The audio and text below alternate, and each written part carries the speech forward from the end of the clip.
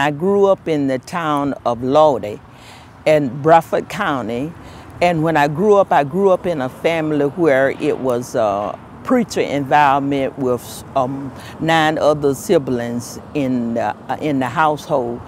And for the most part, when I started out school at a predominantly Afro-American school and went up to 8th grade in that school.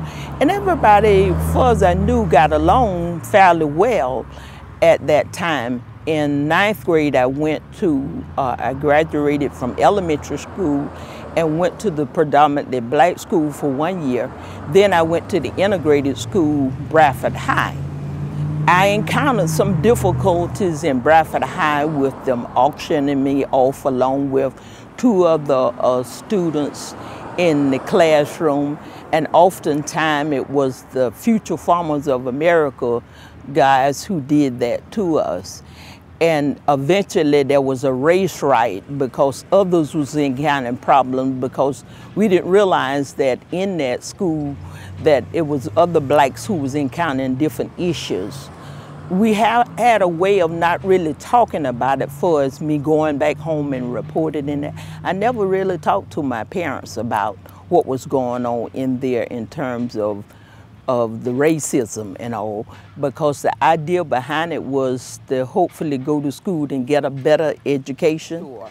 My father talked about, as he traveled as a minister, not being allowed to stay in certain hotels and having to go to the back of the restaurant to be able to get a meal.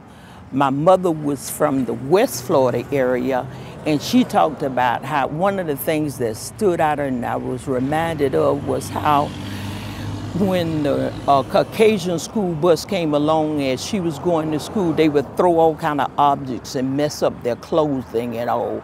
And my mother said she couldn't understand why the bus driver never did anything about that. Every morning, the Caucasian students would do it to the Afro-American students.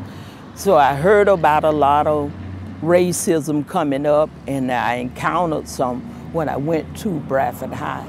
And Bradford County, believe it or not, they are encountering some of the same problems that took place when I was a child.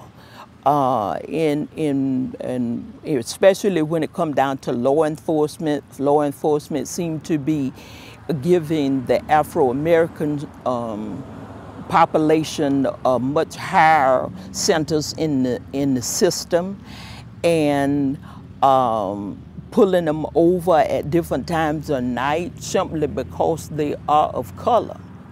So that type of prejudice is still existing, though I admit there are those who have come far and have dealt with some of their issues and are trying.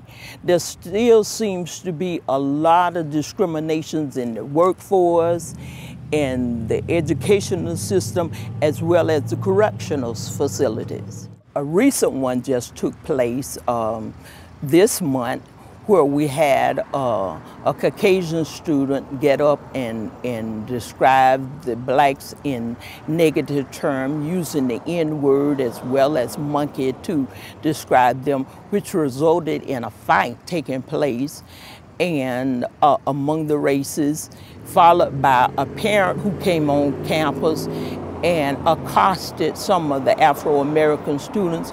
And far as I know, that parent has not been arrested for that charge as yet. And that's what's typically happening in the community, is that the people of color get the charges and the people of the opposite race get lesser sentences.